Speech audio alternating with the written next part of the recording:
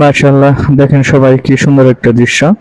এটা হচ্ছে আমাদের এলাকার মাদ্রাসার সাথে অবস্থিত একটা পুকুরের দৃশ্য, যেখানে মাছগুলো ভাসমান অবস্থায় আছে। আসলেই দেখতে খুব সুন্দর লাগতেছে।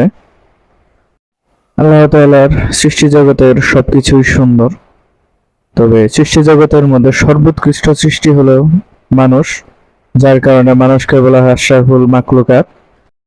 এই জন্য আমাদের প্রত্যেকেরই মহান আল্লাহ তাআলার শুকরগুজার বান্দা হওয়া উচিত, যে উনি আমাদের এই পৃথিবীতে অবতরণ করিয়াছেন সৃষ্টি শ্রেষ্ঠ জীব হিসেবে। আলহামদুলিল্লাহ, সমস্ত প্রশংসা আল্লাহ তাআলার, যিনি আমাদের সৃষ্টি করিয়াছেন। মানুষ হিসেবে আল্লাহ তাআলা যেহেতু আমাদের সৃষ্টি করিয়াছেন, সেহেতু আল্লাহ তাআলার আমাদের প্রতি অর্থাৎ তার বান্দার প্রতি কিছু হক রয়েছে। ইনশাআল্লাহ সকলে চেষ্টা করবে আল্লাহ তাআলার সেই হকগুলো পূরণ করার।